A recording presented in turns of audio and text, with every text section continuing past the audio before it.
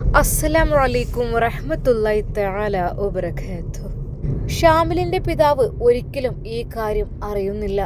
അത് തൻ്റെ ഭാര്യ സുലൈഖ തന്നെ ഒഴിവാക്കിയ കാര്യം അതൊരിക്കലും ഷാമിൽ പറഞ്ഞിട്ടുമില്ല. എന്നാൽ നാട്ടുകാർക്കെല്ലാം ശരിക്കും അത്ഭുതം തന്നെയാണ്. എന്നാലും ആ ഒരു സുഖമില്ലാത്ത മനുഷ്യൻ ഇതൊന്നും അറിഞ്ഞിട്ടുണ്ടാവുമോ ഇല്ലയോ എന്നുള്ള കാര്യത്തിൽ അവർക്ക് നല്ല ടെൻഷൻ ഉണ്ടായിരുന്നു. എന്നാൽ ഷാമിലിനോട് എല്ലാവരും ഈ കാര്യം വിളിച്ചു പറഞ്ഞപ്പോൾ ഷാമിൽ വല്ലാതെ അങ്ങ് സങ്കടപ്പെടുകയായിരുന്നു. എളാമയെ പറ്റിയങ്ങ് വെറുത്തുപോയി. അത്രക്കും നീചമായ രീതിയിലുള്ള പ്രവൃത്തിയാണ് എളാമ ചെയ്തത്. തൻ്റെ പിതാവിനെ പോലും എളാമ ഓർത്തതില്ല. എന്നാൽ ഈ സമയം സുലൈഖ ഗൾഫിലേക്ക് പോകുവാനുള്ള തയ്യാറെടുപ്പുകളെല്ലാം തുടരുകയാണ്. ഷോപ്പിങ്ങും കാര്യങ്ങളും എല്ലാം കഴിഞ്ഞു. അതിനിടയിൽ മക്കളെ അതാ ജ്യേഷ്ഠത്തിയുടെ അരികിലേക്ക് കൊണ്ടുപോവുകയാണ്. ഇത്താത്ത, ഇനി മുതൽ മക്കൾ ഇവിടെ ആയിരിക്കും നിൽക്കുക കേട്ടോ. പിന്നെ ഞാനും ഒന്ന് പോട്ടെ ഗൾഫിക്ക്. എന്തൊക്കെ തന്നെ എൻ്റെ ഭർത്താവിനെ കൊണ്ട് എനിക്കൊരു ഉപകാരമില്ല. പിന്നെ ഞാൻ എൻ്റെതായ രീതിയിൽ എനിക്ക് കുറച്ച് ജീവിക്കണ്ടേ. ഷാമിൽ പഴയ പോലെ പൈസ ഒന്നും അയച്ചു തരുന്നൊന്നുമില്ല. പിന്നെ ഞാനെന്താ ചെയ്യുക? എനിക്ക് മക്കളെ പോറ്റണ്ടേ. അതുകൊണ്ട് ഏതെല്ലാം റഷ്യ പോയതല്ലേ, അതുകൊണ്ട് ഞാനും പോവാണ്. എന്നാൽ സുലൈഖയുടെ ആ ഒരു പ്രവൃത്തി ജ്യേഷ്ഠത്തിക്ക് ഒരിക്കലും ഇഷ്ടപ്പെട്ടില്ല. സുലൈഖ, നീ എന്തേ പറയുന്നത്? ഈ പിഞ്ചു മക്കളെ കിട്ടിട്ട് എവിടെ പോവുകയാണ്? എൻ്റെ അടുത്ത് ആക്കി കഴിഞ്ഞാൽ എനിക്ക് അവരെ പഠിപ്പിക്കണ കാര്യങ്ങളും അതൊന്നും എനിക്ക് വല്ലാതെ അറിയില്ല. എൻ്റെ പൊന്നാരത്താത്ത, നിങ്ങൾ അതിനൊന്നും നിൽക്കണ്ട. അതൊക്കെ ടീച്ചർമാർ പഠിപ്പിച്ചു കൊടുക്കൂലേ. പഴയ പോലെ വീട്ടിൽ നിന്ന് ഉമ്മമാർ നോക്കൊന്നും വേണ്ട. പറഞ്ഞയച്ചാൽ തന്നെ മതി, വേറൊന്നും വേണ്ട. എന്നാലും എൻ്റെ സുലൈഖ, എന്തപ്പാ എനിക്ക് ഇത്ര വലിയ അർജന്റ്? ഒന്നുമില്ല താത്ത. അതെ, പോണം, കുറച്ച് എന്തെങ്കിലുമൊക്കെ നേടണം. അല്ലാതെ ഒരു ഉപകാരമില്ലാത്ത ഒരാളെ കൂടെ എന്തെങ്കിലും ഞങ്ങനെ ജീവിക്കണ്. എത്ര ആയി, ഇനിയിപ്പോൾ അയാളെ കിട്ടൂല. അവിടെ ഏതോ ഒരു സ്ഥാപനത്തിലാണ്. ഇനിയിപ്പോൾ അതിനെ കാത്തിട്ടൊന്നും കാര്യമില്ല. ശരിക്കും അവളുടെ വാക്കുകൾ കേട്ടപ്പോൾ ജ്യേഷ്ഠത്തിക്ക് സങ്കടമാണ് വന്നത്. എന്നാലും ഷാമിൽ എനിക്ക് ഇഷ്ടം പോലെ ക്യാഷൊക്കെ അയച്ചു തന്നില്ലേ. അതൊക്കെ ആര് പറഞ്ഞ്? അതൊന്നും ഇപ്പോൾ പഴയ പോലെ ഒന്നും കിട്ടണില്ല. എന്തൊക്കെ തന്നെയാലും പോട്ടെ. അല്ല, ഈ എവിടേക്ക് പോണത്? ഞാൻ റസിയാൻ്റെ അറബിൻ്റെ അടുത്തേക്കാണ് പോണത്. എന്തിനാണ് ഈ ഇപ്പം ഞങ്ങോട്ട് പോണത്? അല്ല എൻ്റെ പൊന്നാരെത്താത്ത, അറബി റസിയെ കെട്ടുകയെന്നൊക്കെ പറഞ്ഞു കേട്ടല്ലോ. ആ, ഞാനും അവിടുത്തെ ജോലിക്കാരി എങ്കിലും പോയി നിൽക്കട്ടെ. കാരണം റസിയ ഏതായാലും അവിടുത്തെ രാജകുമാരിയെ പോലെ ഇനി കഴിയും. അതുകൊണ്ട് എനിക്ക് അവിടെ എന്തെങ്കിലും നല്ല ജോലി കിട്ടാതിരിക്കൂരല്ലോ. അതുമല്ല, റസിയാൻ്റെ എളാമ എന്നൊക്കെ പറഞ്ഞാൽ എന്നോട് കൂടുതൽ അവര് ഒരു അടുപ്പും കാര്യങ്ങളൊക്കെ ഉണ്ടാകും. എന്നെ കൂടുതൽ കെയർ ചെയ്യല്ലോ. എന്നാൽ ജ്യേഷ്ഠത്തിക്ക് അതൊട്ടും ഇഷ്ടപ്പെട്ടിട്ടില്ല. ഈ എൻ്റെ ഇഷ്ടം പോലെ എന്താ വെച്ചാൽ കാട്ടിക്കോ, ഞങ്ങളൊന്നും പറഞ്ഞാൽ ഈ കേൾക്കൂലല്ലോ. എന്നാലും മക്കളെ ഈ ഇങ്ങനെ ഇട്ട് പോകുന്നത് ശരിയല്ല. എൻ്റെ പൊന്നാരെത്താത്ത, മക്കളെ കാര്യത്തിൽ നിങ്ങൾ വിഷമിക്കണ്ട. എന്താ, മക്കളൊക്കെ അവരുടെ കാര്യങ്ങളൊക്കെ നോക്കാൻ വലുതായില്ലേ. വലുതായാലും ഇല്ലെങ്കിലും പെൺകുട്ടികളാണ്. അവര് അതിനകത്തൊന്നും ആയിട്ടില്ല. ഓരോ കാര്യങ്ങൾ നമ്മൾ നോക്കന്നെ വേണം. ശരിക്കും അവളുടെ ആ ഒരു വാക്കുകൾക്ക് ജ്യേഷ്ഠത്തിക്ക് ഉത്തരമുണ്ടായിരുന്നില്ല. കാരണം എന്തൊക്കെ പറഞ്ഞാലും അതിനെ ന്യായീകരിച്ചുകൊണ്ട് സംസാരിക്കും. അങ്ങനെ അതാ മക്കളെ അവിടെയാക്കിയിട്ട് അവൾ വീട്ടിലേക്ക് പോകുമ്പോൾ ആ പൊന്നു മക്കൾ ഉമ്മയുടെ കൂടെ പോരാൻ വേണ്ടി ആഗ്രഹിക്കുന്നു. ഉമ്മച്ചി, ഞങ്ങളും വരുന്നുണ്ട് ഗൾഫിലേക്ക്. എന്താ കുട്ടികൾ നിങ്ങളീ പറയുന്നത്? നിങ്ങളൊക്കെ തീറ്റി പോറ്റണ്ടേ? അതിന് വേണ്ടിയിട്ടാണ് ഞാൻ പോകുന്നത്. ഉമ്മച്ചി, ഞങ്ങളെ കൊണ്ടുപോവോ? എന്താ മോളെ, നീ വലിയ മോളല്ലേ. വലിയ മോൾ ഇങ്ങനെ പറഞ്ഞാൽ ചെറിയ മോൾക്ക് സങ്കടാവൂലേ? നീ അവളെ നല്ലോണം നോക്കണം കേട്ടോ, നല്ലോണം പഠിപ്പിക്കണം. അതെ, വലിയ കുട്ടിയെന്ന് പറഞ്ഞാൽ 8 വയസ്സുകാരിയാണ്. 8 വയസ്സുകാരിയോട് ഇങ്ങനെയൊക്കെ പറയുമ്പോൾ എത്രമാത്രം അവരുടെ മനസ്സ് വേദനിച്ചിട്ടുണ്ടാവും. എന്നാൽ അനിയത്തി കുട്ടി കരയുകയായിരുന്നു. ഉമ്മച്ചി, ഞാനും വരുന്നുണ്ട്, ഞങ്ങൾ ഒറ്റയ്ക്കിട്ട് പോവല്ലേ എന്ന് പറഞ്ഞിട്ട്. എന്നാൽ ആ കുഞ്ഞ് കരയുന്നൊന്നും അവൾക്ക് യാതൊരു വിഷയമേ അല്ല. അതെ, പൊന്നു മക്കൾ കരയുന്നു. അതൊക്കെ അവർക്കൊരു തരം വാശിയാണ് എന്നാണ് പറഞ്ഞത്. എന്നാൽ സുലൈഖയെ വിളിച്ചുകൊണ്ട് പറയുകയെന്നു. സുലൈഖ, ജ്യേഷ്ഠത്തി, സുലൈഖ, നീ മക്കളുടെ കണ്ണീര് കാണുന്നില്ലേ? ഈ കുട്ടികളെ ഉമ്മയും ഒപ്പയില്ലാത്ത സ്ഥിതിക്ക് എങ്ങനെ നിൽക്കുക? എന്നെ കൊണ്ട് കഴിയണതിൽ ഞാൻ നോക്കായിട്ടൊന്നല്ല, ഞാൻ നോക്കിക്കൊണ്ട്. എൻ്റെ മക്കളെ പോലെ തന്നെയല്ലേ എൻ്റെ അനിയത്തിൻ്റെ മക്കളും. പക്ഷേ നീ ചെയ്യുന്നത് ആവശ്യമില്ലാത്ത പണിക്കാണ് നീ പോകുന്നത്. നീ ചെയ്യുന്നത് ഒരിക്കലും ശരിയല്ല ജ്യേഷ്ഠത്തിയുടെ ആ ഒരു വാക്ക്.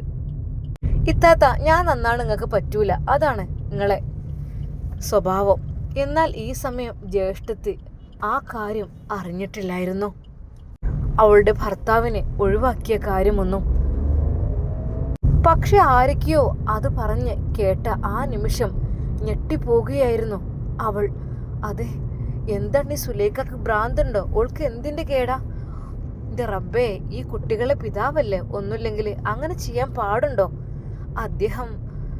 അദ്ദേഹത്തിൻ്റെ സിറ്റുവേഷൻ കൊണ്ടല്ലേ അങ്ങനെയൊക്കെ പറഞ്ഞിട്ട് കാര്യമില്ല.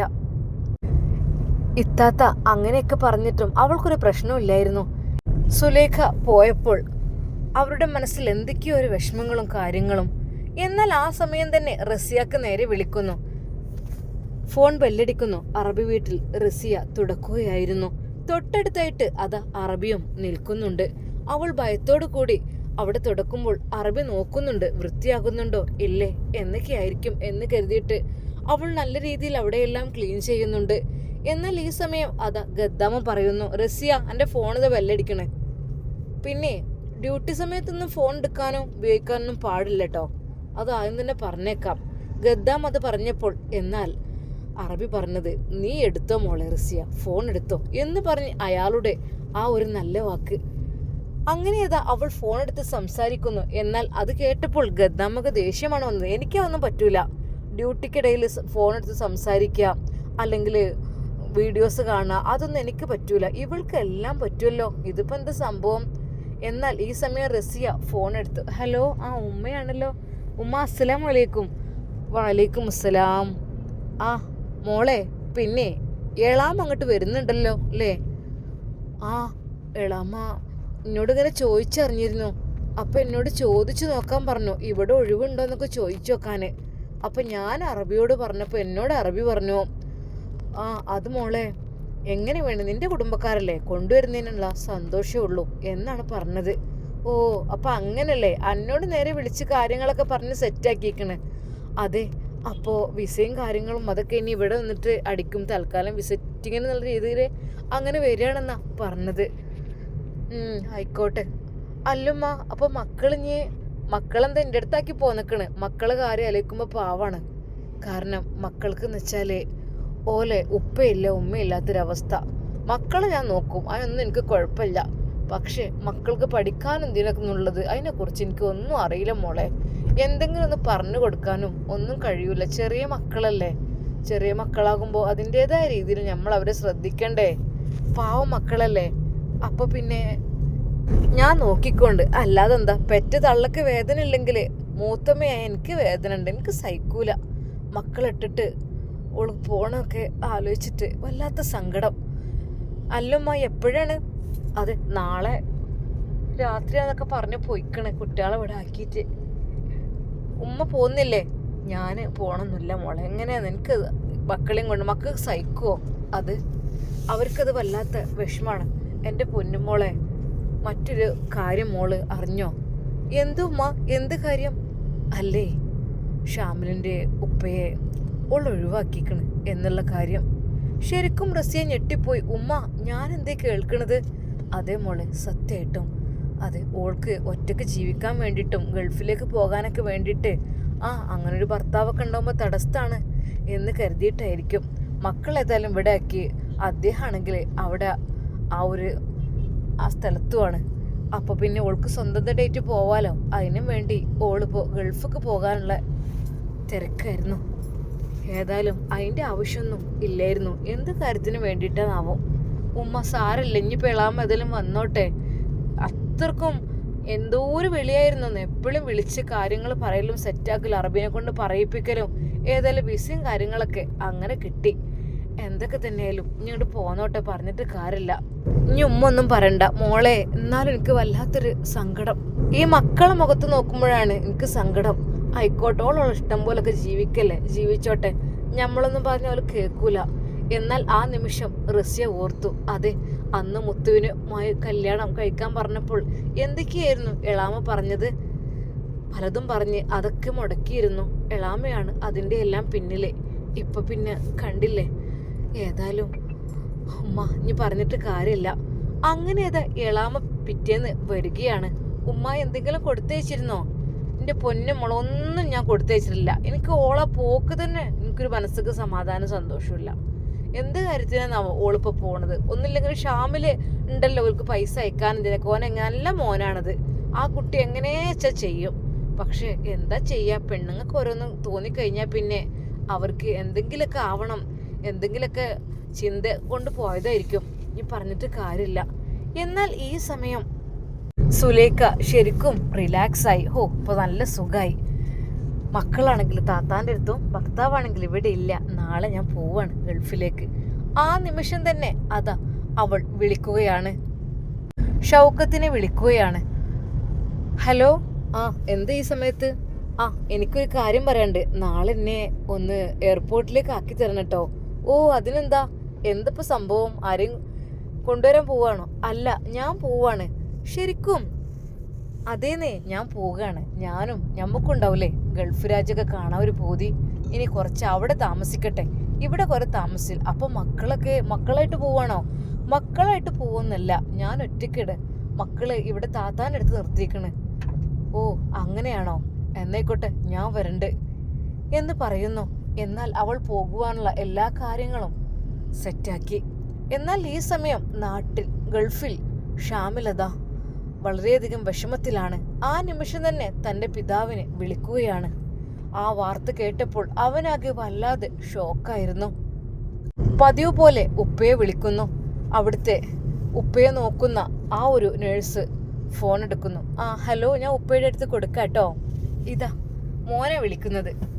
ഹലോ മോനെ. അത് പുഞ്ചിരിച്ചുകൊണ്ട് ഉപ്പയുടെ ആ ഒരു വാക്കുകൾ ശരിക്കും അവനത് അത്ഭുതപ്പെടുകയായിരുന്നു. മാഷാ അല്ലാ, എൻ്റെ ഉപ്പ അതാ എണീറ്റ് നടക്കുന്നു. അത് കണ്ടപ്പോൾ അവൻ്റെ കണ്ണുകൾ നിറഞ്ഞു. ഉപ്പ, മോനെ കണ്ടില്ലേ, ശരിക്കും ഇപ്പം ഞാൻ നടക്കുന്നുണ്ട്. എനിക്കിപ്പോൾ വയ്യായികൊന്നുമില്ല. നമുക്ക് വീട്ടിലേക്ക് പോകാം. ഇനി എൻ്റെ തളർച്ചയും കാര്യങ്ങളെല്ലാം മാറി. പൊന്നു മോനെ, ഇവിടുത്തെ ആൾക്കാർ നല്ല ആൾക്കാരാണ് കേട്ടോ. പ്രത്യേകിച്ചതാ ഇവിടുത്തെ ഈ 2 നഴ്സുമാർ നല്ല കുട്ടികളാണ്. അവര് എല്ലാം കൊണ്ടും എന്നെ സത്യം പറഞ്ഞാലേ എൻ്റെ ഉമ്മാൻ്റെ സ്നേഹം കിട്ടിയ പോലെയായി എനിക്ക് മോനെ, സത്യമായിട്ടും. എന്നാൽ അത് കേട്ടപ്പോൾ ഷാമിലിൻ്റെ കണ്ണുകൾ നിറഞ്ഞു. ഉപ്പ, എന്താ മോനെ, എൻ്റെ കുട്ടി എന്താ കണ്ണ് തൊടുക്കണേ? ഇൻഷാ അല്ലാ ഒരു 2-3 മാസം കൂടി, അതിൻ്റെ ആവശ്യമൊന്നുമില്ല. ഒരു മാസം ആകുമ്പോഴത്തേന് എനിക്കിപ്പോൾ നല്ല ക്ലിയർ ആവും. എന്നിട്ട് നമുക്ക് വീട്ടിലേക്ക് പോകണം. പൊന്നു മോനെ, കുട്ടികളൊക്കെ ഒന്ന് കാണണം. എൻ്റെ കുട്ടി ഇവിടെ ഉണ്ടെങ്കിലേ കുട്ടികളെ കാണിച്ചു തന്നിരുന്നു. ഇതിപ്പോൾ എൻ്റെ കുട്ടി ഇവിടെ ഇല്ലാത്തത് കൊണ്ടല്ലേ. എന്നാലും സാരമില്ല, അൽഹംദുലില്ലാ, റാഹത്തനാണ്. എന്തൊക്കെ തന്നെയാലും മോനെ, എൻ്റെ കുട്ടിയും കൂടി വരണം കേട്ടോ. എന്നെ കൊണ്ടുവരാൻ വേണ്ടിയിട്ട് എല്ലാവരും വരണം. ഈയും എൻ്റെ എളാമയും എല്ലാവരും വരണം എന്നെ കൊണ്ടുവരാൻ വേണ്ടിയിട്ട്. എളാമാനോട് പ്രത്യേകം പറയട്ടോ. ഓളിനെ വിളിക്കലൊന്നുമില്ല. ഓൾക്ക് എന്നെ മടുപ്പായിരിക്കും. എനിക്ക് എണീറ്റ് നിൽക്കാനും ഒന്നിനും കഴിയാത്തതല്ലേ. അതുകൊണ്ട് നീ എന്തൊക്കെ തന്നെയായാലും വിളിച്ച് പറയാൻ കേട്ടോ. എനിക്ക് നടക്കാനും കഴിയുന്നുണ്ട്, പഴയ രീതിയിലായിട്ടുണ്ട് എന്നൊക്കെ. കാരണം നല്ല ട്രീറ്റ്മെൻറ്റാണ് മോനെ, ഭയങ്കര തെറാപ്പിയാണ്. എല്ലായിടത്തും നല്ല രീതിയിൽ ട്രീറ്റ്മെൻറ്റ് ചെയ്തിട്ട് തന്നെയാണ് ഞാൻ ഈ രൂപത്തിലായത്. എൻ്റെ കുട്ടി ഒരുപാട് ക്യാഷ് പൊട്ടിയിട്ടുണ്ടാവില്ലേ എന്നെ നന്നാക്കാൻ വേണ്ടിയിട്ട്. എൻ്റെ പൊന്നുപ്പ, നിങ്ങളൊന്നും വിചാരിക്കണ്ട. നിങ്ങൾക്കിപ്പോൾ എത്രയൊക്കെ തന്നെ ക്യാഷ് നിങ്ങൾക്ക് വേണ്ടി ഞാൻ ചിലവാക്കുകയാണെങ്കിലും അതിലൊരിക്കലും ഞാൻ കണക്ക് പറയില്ലപ്പാ. നിങ്ങളെൻ്റെ ഉപ്പയല്ലേ, ഒരിക്കലും ഞാനങ്ങനെ പറയാൻ പാടില്ലല്ലോ. ഷാമിൽ വിതുമ്പിക്കൊണ്ടാണ് അത് പറഞ്ഞത്. മോനെ, ഉപ്പാൻ്റെ കുട്ടി വരണട്ടോ. എളാമാനോടൊന്ന് വിളിച്ച് പറഞ്ഞേക്ക്, ഞാൻ ശരിക്കും നടക്കാൻ തുടങ്ങിക്കണ്. എന്തായാലും നമുക്ക് ഇൻഷാ അല്ലാ വീട്ടിലേക്ക് തന്നെ പോകണം. നമ്മളാ വലിയൊരു വീടും കാറും അതൊക്കെ അവിടെ ഇങ്ങനെ എനിക്ക് ഭയങ്കര മിസ്സ് ചെയ്യാറുണ്ട്. അത് ഒരു കാലത്ത് എൻ്റെ എളാമ എനിക്ക് നടക്കാനൊന്നും നീക്കാനൊന്നും കഴിയാത്ത സമയത്ത് എന്നോടുള്ള വെറുപ്പ് കുറച്ച് കാണിച്ചേനോ. അതൊന്നും സാരില്ല, അതൊക്കെ ഇനിയിപ്പോൾ ശരിയായിക്കോളും. ഇൻഷാ അല്ലാ നല്ലൊരു ജീവിതം നയിക്കണം. അതെ, എൻ്റെ കുട്ടികളെയും എൻ്റെ ഭാര്യേൻ്റെയും ഒക്കെ, എൻ്റെ മക്കളൊക്കെ കൂടെ മോളോടും നീ ഒന്ന് പറയണം കേട്ടോ, വിളിച്ചിട്ട് കുഞ്ഞോളോടെ. ഇൻഷാ അല്ലാ അതൊക്കെ ഞാൻ പറഞ്ഞോണ്ടിപ്പാ. സത്യം പറഞ്ഞാൽ ഷാമിലിന് എന്ത് പറയണം എന്നായിപ്പോയി. കാരണം എളാമ ചെയ്ത കാര്യങ്ങളൊന്നും പാവം എൻ്റെ ഉപ്പ അറിഞ്ഞിട്ടില്ലല്ലോ റബ്ബേ. എന്നാൽ എൻ്റെ ഉപ്പ എത്ര സന്തോഷത്തോടു കൂടിയാണ് സംസാരിക്കുന്നത്. എളാമയും മക്കളെയും എല്ലാവരെയും കൂട്ടി മോൻ എന്നെ കൊണ്ടുവരാൻ വരണം.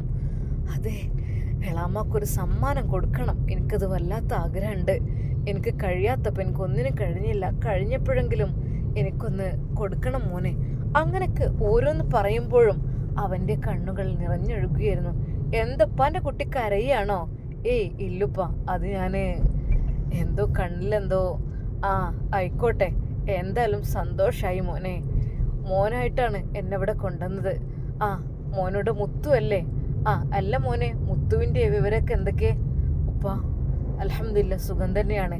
ഒരാളുടെയും വിഷമങ്ങളും പ്രയാസങ്ങളും ഒരിക്കൽ പോലും പറഞ്ഞില്ല. മുത്തുവിൻ്റെ സ്ഥിതി കാര്യങ്ങൾ അതൊന്നും പറഞ്ഞിട്ടില്ല. ഷാമിലെ ഉപ്പയെ സന്തോഷിപ്പിക്കണം എന്നത് മാത്രമായിരുന്നു. ഒരിക്കൽ പോലും ഉപ്പയെ വേദനിപ്പിക്കരുത്. എൻ്റെ ഉമ്മയാണെങ്കിൽ പെട്ടെന്ന് മരിച്ചുപോയി. എനിക്ക് ഉമ്മയെ ശരിക്കും നോക്കാനോ ഒന്നിനും കഴിഞ്ഞില്ല. അതെ, ഉമ്മയുടെ ഇഷ്ടങ്ങൾ ഉമ്മ ആഗ്രഹിച്ചതുപോലെ നിറവേറ്റി കൊടുക്കാൻ കഴിഞ്ഞില്ല. എന്നാൽ എൻ്റെ ഉപ്പയെങ്കിലും ഉപ്പയുടെ ആഗ്രഹങ്ങളൊക്കെ പൂർത്തീകരിക്കണം എന്നത് അവൻ്റെ ഒരു സ്വപ്നമായിരുന്നു. എന്നാൽ ഈ സമയം അത് സംസാരിക്കുന്നതിനിടയിൽ ഉപ്പ വീഡിയോ കോളിലൂടെ ഉപ്പയെ നോക്കുന്ന ആ ഒരു സെർവൻറ്റിനെ കാണിച്ചു കൊടുക്കുന്നു. മോനെ, ഇങ്ങോട്ട് നോക്ക്, എൻ്റെ ഉമ്മാൻ്റെ സ്ഥാനത്ത് തന്നെയാണ് ഇവരൊക്കെ. എൻ്റെ ഉമ്മാൻ്റെ സ്നേഹം എനിക്ക് എത്രമാത്രം തന്നിരുന്നു, ആ രീതിയിലാണ് മോനെ നോക്കുന്നത്. വിട്ടു പോരുമ്പോൾ ഇടങ്ങാറും സങ്കടമൊക്കെ ഉണ്ട്. എന്നാലും സാരല്ല, ഓലെന്നെ ഈ രീതിയിലാക്കി തീർത്തല്ലോ, അതെന്നെ മോനെ വല്ലാത്തൊരു സന്തോഷം. ഞാൻ ഫോണ് കൊടുക്കാം. അപ്പോൾ തന്നെ ആ സെർവൻറ്റ് ഫോണ്. ഹലോ മോനെ, ഉപ്പ ആക്റ്റീവായിട്ടുണ്ട് കേട്ടോ, മാഷാ അല്ലാ. ശരിക്കും ഞങ്ങളിതിന് അത്ഭുതപ്പെട്ടു. ഉപ്പയിൽ നല്ല മാറ്റമാണ് വന്നിട്ടുള്ളത്. ശരിക്കും ഉപ്പാക്ക് നടക്കാനും ഉപ്പയുടെ കാര്യങ്ങളൊക്കെ സ്വയം ചെയ്യാൻ തുടങ്ങി. വന്ന സമയത്ത് എന്തായിരുന്നു അവസ്ഥ? അതെ, ശരിക്കും ആ ഒരു കിടപ്പിൽ തന്നെ ഒന്ന് ചാരി ഇരുത്തിയാൽ പോലും അതൊരു ഭാഗത്തേക്ക് ചെരിഞ്ഞ് വീഴുകയായിരുന്നു, സ്ട്രോക്ക് വന്നതുകൊണ്ട്. പക്ഷെ ഇപ്പൊ കണ്ടില്ലേ, ഇപ്പൊ നല്ല രീതിയിൽ ഉപ്പ നടക്കുന്നുണ്ട് കേട്ടോ മോനെ. എന്തായാലും വല്ലാത്ത സന്തോഷം തന്നെ ഉണ്ട് കേട്ടോ ഞങ്ങൾക്കും. ഏതായാലും ഉപ്പ പറഞ്ഞു, ഞാൻ 1 മാസം കൊണ്ടൊക്കെ പോകും ഇവിടുന്ന്, എൻ്റെ ഭാര്യയും മക്കളും എന്നെ കാത്തിരിക്കായിരിക്കും എന്നൊക്കെ പറഞ്ഞ് പോകാൻ നിൽക്കുന്നുണ്ട്. സത്യം പറഞ്ഞാലേ ഉപ്പ പോവാന്ന് പറഞ്ഞപ്പോൾ ഞങ്ങൾക്കും ഒത്തിരി സങ്കടം ഉണ്ട് കേട്ടോ. എന്നാലും അൽഹംദുലില്ലാ സന്തോഷം, ഈ രീതിയിലായല്ലോ എന്ന് ഓർത്തിട്ട്. മോനെന്നാ വരുന്നത്? അതെ, ആ ഇത്തയുടെ സംസാരം കേൾക്കുമ്പോൾ തന്നെ ഷാമിലിന് വല്ലാത്തൊരു സന്തോഷമാണ്. ഇൻഷാ അല്ലാഹ് ഉപ്പയെ കൊണ്ടുവരാൻ വേണ്ടി ഞാൻ വരും. അല്ല മോനെ, 1 മാസം കാത്തിരിക്കാൻ കേട്ടോ ഇവിടെ, ഇൻഷാ അല്ലാഹ്. എന്നാൽ ഷാമിലിന്റെ മനസ്സ് വിഷമിക്കുകയായിരുന്നു. റബ്ബേ, പാവന്റെ ഉപ്പ ഒന്നും അറിയുന്നില്ല. അതെ, ഉപ്പ ഒന്നും അറിയുന്നേ ഇല്ല. എൻ്റെ ഉപ്പയെ എത്ര ആകാംക്ഷയോട് കൂടിയാണ് ഉപ്പ വരുന്നത്. പാവം. സാരല്ല റബ്ബേ, ബിസ്മില്ലാഹി തവക്കൽതു അലല്ലാഹ്. അവൻ മനസ്സുരുകി പ്രാർത്ഥിച്ചു. ആ രാത്രി ഷാമിലിന് ഉറക്കം വരുന്നുണ്ടായിരുന്നില്ല. തൻ്റെ പ്രിയപ്പെട്ട ഉപ്പയുടെ ആഗ്രഹങ്ങൾ, റബ്ബേ അതെല്ലാം പൂർത്തീകരിക്കാൻ എനിക്ക് കഴിയാതെ വരുമല്ലോ എന്ന് ആലോചിക്കുമ്പോൾ അവൻ്റെ മനസ്സാകെ വിങ്ങി പൊട്ടുകയായിരുന്നു. എന്നാൽ അന്ന് പുലർച്ചെ തന്നെ സുലൈഖ എഴുന്നേറ്റു. ഇന്ന് ഞാൻ ഗൾഫിലേക്ക് പോവാണല്ലോ, എന്താന്നില്ലേ. എന്തായാലും ഷൗക്കത്തിനെ വിളിച്ചു നോക്കട്ടെ. അപ്പോൾ തന്നെ ഷൗക്കത്തിനെ വിളിക്കുന്നു. ഹലോ ഷൗക്കത്തെ, പിന്നെ ടൈം മറക്കല്ലേട്ടോ. എങ്ങനെ ഞാൻ ടൈം മറക്കും? പ്രത്യേകിച്ച് നീ പറഞ്ഞാൽ എനിക്ക് മറക്കാൻ കഴിയുമോ? എനിക്കറിയാം. എന്തായാലും വരണട്ടോ ആ സമയത്ത് തന്നെ. എൻ്റെ വകയായിട്ട് എന്തെങ്കിലും വേണോ? അതൊന്നും വേണ്ട, അതൊക്കെ ഞാൻ വാങ്ങിയിട്ടൊക്കെ ഉണ്ട്. ആയിക്കോട്ടെ. അല്ല, ജോലിക്ക് പോവാണോ? എന്താ സംഭവം? വിസിറ്റിങ്ങിന് കാണാനോ? ഞാൻ ഒന്ന് പോയി നോക്കട്ടെ. ഫസ്റ്റ് ഒരു വിസിറ്റിങ്. ജോലിക്കൊക്കെ ഞാൻ പോവാന്ന് പറഞ്ഞാൽ ഒരു മോശം പരിപാടിയല്ലേ. ജോലിക്ക് പോകേണ്ട ആവശ്യം എനിക്കില്ല. ജസ്റ്റ് വിസിറ്റ് ചെയ്ത് ഒന്ന് കണ്ട് എല്ലായിടത്തൊന്ന് കാണാൻ വേണ്ടിയിട്ട്. പറ്റുകയാണെങ്കിൽ സെറ്റ് ആകുകയാണെങ്കിൽ അവിടെ എവിടെയെങ്കിലും നിൽക്കും വേണം. നമുക്കുണ്ടാവില്ലേ ഗൾഫത്തെ സുഖമൊക്കെ അനുഭവിക്കാൻ ഒരാഗ്രഹം. എന്താ ഞാനും വരണോ? ഷൗക്കത്തിൻ്റെ ആ ചോദ്യത്തിന് മുമ്പിൽ അവൾ പറഞ്ഞു, തൽക്കാലം വേണ്ട, വേണമെങ്കിൽ വിളിക്കാം, ഇപ്പം വേണ്ട. ഇപ്പം ഞാൻ സിംഗിളായിട്ടാണ് പോകുന്നത്. അതെ, എനിക്ക് മക്കളുമില്ല, എനിക്ക് ഭർത്താവുമില്ല എന്നുള്ള രീതിയിലാണ് ഞാൻ പോകുന്നത്. ഓക്കെ. എന്തിനാണ് പോകുന്നത്? വല്ല അറബികളെയും പറ്റിക്കാനാണോ? അങ്ങനെയൊന്നല്ല. നോക്കട്ടെ. അതെന്താ അങ്ങനെ? അറബികളെ ഒപ്പം കൂടിക്കഴിഞ്ഞാലേ നമുക്ക് നമ്മുടെ ഇഷ്ടം പോലൊക്കെ ജീവിക്കാലോ. അതുപോലെയൊക്കെയുള്ള അതിനുള്ള ക്യാഷും കാര്യങ്ങളൊക്കെ അവരിഷ്ടം പോലെ തരുമല്ലോ. നോക്കട്ടെ, എന്തായാലും വിവരം അറിയിക്കാം. ശരിക്കും അതാ സുലൈഖ നല്ല പ്രതീക്ഷയിലാണ്. അവരുടെ മനസ്സിൽ എന്തൊക്കെയോ കടന്നു വരുന്നു. എന്നാൽ കുറച്ചു സമയം കഴിഞ്ഞപ്പോൾ അതാ ഷൗക്കത്ത് അങ്ങോട്ട് വന്നു. പെട്ടിയൊക്കെ റെഡിയാക്കിയല്ലോ, ഒന്നുകൂടി സെറ്റാക്കി തരണം. അത് മതി, ഇങ്ങനെയൊക്കെ മതി, കുറച്ച് സിമ്പിളാകുന്നതന്നല്ലേ ഏറ്റവും നല്ലത്. ശരിക്കും അവളുടെ ആ വാക്ക് കേട്ടപ്പോൾ ഷൗക്കത്ത് വിചാരിച്ചു, ഇത് വല്ലാത്തൊരു പിന്നെ ഷൗക്കത്ത് പോകുന്നതിന് മുമ്പ്, എയർപോർട്ടിലേക്ക് എത്തുന്നതിന് മുമ്പ് നല്ലൊരു അടിപൊളി ബ്യൂട്ടി പാർലർ കാണുമ്പോൾ നിർത്തണേ. എന്തിനായിരിക്കും? എനിക്കൊന്ന് മിനുങ്ങണം. അറബിയുടെ മുമ്പിലേക്കൊക്കെ പോകുമ്പോഴേ ഈ ഒരു രൂപത്തിലൊന്നും പോയാലേ ചിലപ്പോൾ അറബിക്കൊന്നും ഇഷ്ടപ്പെടില്ല. എന്താ, ജോലിക്ക് തന്നെയല്ലേ പോകുന്നത്? എന്തൊക്കെ തന്നെയാലും പിന്നെ എൻ്റെ പൊന്നു സുലു, അത് നീ അണിഞ്ഞൊരുങ്ങേണ്ട ആവശ്യമൊന്നുമില്ലല്ലോ, അല്ലെങ്കിൽ തന്നെ സുന്ദരിയല്ലേ. ഷൗക്കത്ത് എന്നെ വല്ലാതെ അങ്ങ് സുഖിപ്പിക്കല്ലേട്ടോ. എന്താ, എനിക്ക് ഒരു ഹെവി മേക്കപ്പ് തന്നെ വേണം, അതിട്ടിട്ട് വേണം പോകുവാന്. അങ്ങനെ അതാ പോകുവാൻ ഉള്ള കാര്യങ്ങളെല്ലാം തയ്യാറായി. ആ സമയമായപ്പോൾ അതാ ആ മക്കളോട് അവരുടെ മൂത്തമ്മ പറയുന്നു, പൊന്നു മക്കളെ, ഉമ്മച്ചി ഇറങ്ങണ സമയമായിരിക്കും, ഒന്ന് വിളിച്ചു നോക്കണോ? എന്നാൽ ആ മക്കൾ കരയുകയായിരുന്നു. ഉമ്മച്ചിക്ക് ഞങ്ങളെയും കൊണ്ടുപോയിക്കൂടെ? ജോലിക്ക് പോവല്ലേ, ഇൻഷാ അല്ലാ ജോലിയൊക്കെ ആയിട്ട് നിങ്ങളൊക്കെ കൊണ്ടുപോയിക്കോളട്ടോ, മക്കളൊന്നും കൊണ്ട് വിഷമിക്കണ്ട കേട്ടോ. ആ മക്കളെ അവൾ ആശ്വസിപ്പിക്കുകയായിരുന്നു. അങ്ങനെ അതാ അവർ വീട്ടിൽ നിന്ന് ഇറങ്ങുകയാണ്. അവളുടെ ലഗേജൊക്കെ അത് ഷൗക്കത്ത് തന്നെയാണ് എടുത്ത് വണ്ടിയിലേക്ക് വെച്ചത്. അത് നല്ലൊരു അടിപൊളി ബ്യൂട്ടി പാർലർ ആയിക്കോട്ടെ കേട്ടോ. എന്നിട്ട് അവിടെയാണ് എനിക്ക് പോകേണ്ടത്. അങ്ങനെ അതാ അവൻ ഒരു ബ്യൂട്ടി പാർലറിൻ്റെ മുൻപിൽ വാഹനം നിർത്തുന്നു. ഏകദേശം 1.5 മണിക്കൂറോളം ഷൗക്കത്ത് വെയിറ്റ് ചെയ്തിരുന്നു. ഹസ്ബൻഡിനോട് ഇങ്ങോട്ട് കയറിയിരിക്കാൻ പറയൂ, അവിടെ പുറത്ത് നിൽക്കണ്ട എന്ന് പറഞ്ഞ് അപ്പോൾ അവൾ വിളിക്കുവാൻ വേണ്ടി ആവശ്യപ്പെടുകയാണ്. എന്നാൽ ഷൗക്കത്ത് പറഞ്ഞു, വേണ്ട, ഞാനിവിടെ നിന്നോളാം എന്ന് പറയുകയാണ്. എന്നാൽ ഈ സമയം ഫേഷ്യലും ബ്ലീച്ചും എല്ലാം ചെയ്ത് അവളിങ്ങനെ കിടക്കുകയാണ്. അറബിക്ക് എന്നെ കണ്ട് അങ്ങ് ഇഷ്ടപ്പെടണം, അതായിരുന്നു അവളുടെ ലക്ഷ്യം. അതിനു വേണ്ടിയിട്ട് തന്നെ നല്ല വിലപിടിപ്പുള്ള മേക്കപ്പാണ് അവൾ ചെയ്യുവാൻ വേണ്ടി ആവശ്യപ്പെട്ടത്. താൻ ഗൾഫിലേക്ക് പോവുകയാണെന്നും അറബിയുടെ അടുത്തേക്കാണ് പോകുന്നതെന്നും പറഞ്ഞു. അറബി എനിക്ക് പരിചയമുള്ള ആളാണെന്നും എൻ്റെ ഫ്രണ്ടാണ് എന്നൊക്കെ അവരോട് പരിചയപ്പെടുത്തി കൊടുക്കുന്നു. അതുകൊണ്ട് തന്നെ അവർ നല്ല രീതിയിൽ അവളെ മേക്കപ്പ് ചെയ്ത് സുന്ദരിയാക്കുകയും ചെയ്തു. അതിനുള്ള ക്യാഷെല്ലാം അവൾ കൊടുത്തു. അവർ അഭിപ്രായപ്പെട്ടു, നല്ല ക്യാഷ്ലിയാണ്, അത് നമ്മൾ കസ്റ്റമർ കിട്ടുമ്പോൾ ഇങ്ങനെ തന്നെ കിട്ടണം.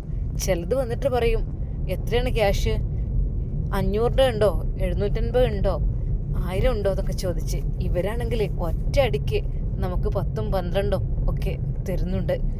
എന്തൊക്കെ തന്നെയാലും ആള് നല്ല സുന്ദരി ആയിട്ടുണ്ട്. ചെയ്തപ്പോൾ ഓൾറെഡി സുന്ദരിക്ക് തന്നെയാണ്, പക്ഷെ ഇപ്പോൾ ഒന്നും കൂടി സെറ്റായിട്ടുണ്ട്.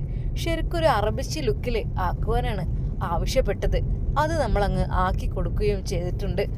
എന്നാൽ ബ്യൂട്ടി പാർലറിൽ നിന്ന് ഇറങ്ങി വന്ന സുലേഖയെ കണ്ടിട്ട് അവൻക്ക് മനസ്സിലായില്ല. അവൻ വീണ്ടും പിന്നിലേക്കാണ് നോക്കുന്നത്. എന്നാൽ ഹായ് എന്ന് പറഞ്ഞുകൊണ്ട് കാറിൻ്റെ അടുത്തേക്ക് വന്നു. ശരിക്കും അവൻ ഞെട്ടിപ്പോയി. സുലു, ഇത് നീ തന്നെയാണോ? ശരിക്കും നീ ആളങ്ങ് മാറിപ്പോയിട്ടുണ്ടല്ലോ. ശരിക്കും നല്ല അറബിക് ലുക്കില്, ശരിക്കും നല്ല അറബിക് ഡിസൈനില് മൊത്തത്തിൽ ആളങ്ങ് മാറിയല്ലോ. ക്യാഷ് ഇറക്കിയാലേ നമുക്ക് എന്തോ ആവാലോ. ക്യാഷൊക്കെ നിന്റെ കയ്യിൽ ഇത്ര ഉണ്ടായിട്ടും പിന്നെ നീ എന്തിനാ പോകുന്നത്? അതൊക്കെയുണ്ട്.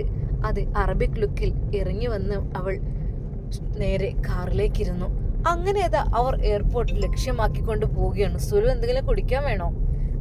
നോ. കുടിക്കാനോ? ഞാനിപ്പോൾ കുടിച്ചു കഴിഞ്ഞാൽ എൻ്റെ മേക്കപ്പൊക്കെ നഷ്ടപ്പെടില്ലേ? ഒരിക്കലും ഇല്ല, എനിക്ക് നേരിട്ട് അറബി ഒന്ന് കാണുന്നേ വേണം ഫസ്റ്റ്, അതാണ് വേണ്ടത്. അങ്ങനെ അതാ അവർ എയർപോർട്ടിലേക്ക് പോവുകയാണ്. എന്നാൽ ഈ സമയം അതാ അറബിയമ്മ വിളിക്കുന്നുണ്ട് വീണ്ടും ഷാമിലിനെ. മോനെ ഷാമിൽ, പിന്നെ എന്താ, വരുമെന്ന് പറഞ്ഞിട്ട് വരൂലേ? 2 പേരെയും ഇഫ്താറിനെ കൂട്ടിക്കൊണ്ടുവരണം കേട്ടോ. പിന്നെ നിന്റെ മേഡത്തിനെയും കൊണ്ടുവരണം. മേഡത്തിൻ്റെ കാര്യത്തിൽ എനിക്ക് അത്ര അങ്ങ് ഉറപ്പ് പറയാനേ. അറബിക്ക് ചിലപ്പോൾ ഓരോ സ്വഭാവം അത് ചിലപ്പം വിടില്ല, അങ്ങനെയൊക്കെയാണ്. അതുകൊണ്ട് എന്തായാലും വേണ്ട, ഞാൻ പറഞ്ഞ പോലെ അവർ രണ്ടുപേരും മുത്തൂനെയും റസിയയും കൊണ്ടുവരണം കേട്ടോ. എന്തായാലും മറക്കരുത്. ഇൻഷാ അല്ലാ തീർച്ചയായും ഞാൻ കൊണ്ടുവരാം. എളാമ ഗൾഫിലേക്ക് വരുന്നുള്ള കാര്യം അത് റസിയക്ക് ഷാമിലിനോട് എങ്ങനെയെങ്കിലും പറയണമെന്നുണ്ടായിരുന്നു. പക്ഷെ പറഞ്ഞിട്ടില്ല. ഇനി അഥവാ പറഞ്ഞാൽ തന്നെ എന്തായിരിക്കും സ്ഥിതി എന്നൊന്നും അറിയില്ലല്ലോ. അതുകൊണ്ട് തൽക്കാലം ഇനി വന്നിട്ട് പറയാമെന്ന് വിചാരിക്കുകയാണ്. എന്നാൽ ഈ സമയം എയർപോർട്ടിലെത്തി സുലൈഖ ഷൗക്കത്തിനോട് പറഞ്ഞു, ഷൗക്കത്ത് എന്നാ ശരി, പിന്നെ കാണാം. ഓക്കെ ഞാൻ വിളിക്കാട്ടോ. Okay thanks. പിന്നെ ക്യാഷ് ഞാൻ ഗൂഗിൾ പേ ചെയ്യാം. എന്താ സുലു, നീ എന്നോട് ഇങ്ങനെ കണക്ക് പറയാണോ? അങ്ങനെയാണെങ്കിൽ എത്ര കണക്ക് തീർക്കാണ്ട് നമ്മൾ തമ്മിൽ? അല്ല അങ്ങനെയല്ല, എന്നാലും അങ്ങനെ. അതാ അവൾ ശരിക്കും അറബിക് ലുക്കിലാണ് ആ ഒരു എയർപോർട്ടിൽ ഇറങ്ങിയത്. ശരിക്കും അവളെ കണ്ട് ആളുകളെല്ലാം നോക്കുകയാണ്, ഇത് അറബിച്ചിയാണോ എന്നുള്ള രീതിയിലൊക്കെ പലരും അവളെ തന്നെ നോക്കുന്നു. അവളാണെങ്കിൽ കുടുങ്ങിക്കൊണ്ട് അങ്ങനെ അങ്ങ് നടക്കുകയാണ്. അവൾ പാസ്പോർട്ട് കാര്യങ്ങൾ എല്ലാം കസ്റ്റംസ് ഇതൊക്കെ കാണിച്ചു കൊടുത്ത് അതിനകത്തേക്ക് പ്രവേശിക്കുകയാണ്. അതുവരെ അതാ ഷൗക്കത്ത് നോക്കി നിൽക്കുന്നു. പക്ഷെ അവിടെ എത്തിയാൽ ഇനി എന്തൊക്കെ ഏതാ അതൊന്നും അറിയുന്നില്ല. ആദ്യമായിട്ട് പോവല്ലേ, അതിൻ്റെ ചെറിയൊരു ടെൻഷൻ ഉണ്ടായിരുന്നു. പക്ഷെ അവളെ കണ്ടപ്പോൾ അവിടുത്തെ ഉദ്യോഗസ്ഥന്മാരൊക്കെ എല്ലാം പെട്ടെന്ന് ക്ലിയർ ആക്കി കൊടുക്കുന്ന പോലെ തോന്നി. അവരുടെയൊക്കെ മനസ്സിൻ്റെ ഉള്ളിൽ വിചാരം ഇതൊരു അറബിച്ചിയാണ് എന്നൊക്കെയാണ്. പക്ഷേ പാസ്പോർട്ട് നോക്കിയപ്പോഴാണ് മനസ്സിലായത് ഒരിക്കലും അവരല്ല എന്നുള്ളത്. അങ്ങനെയതാ വിമാനത്തിൽ കയറുവാനുള്ള തയ്യാറെടുപ്പ്, കസ്റ്റംസ് ക്ലിയറൻസ് എല്ലാം ക്ലിയറായി.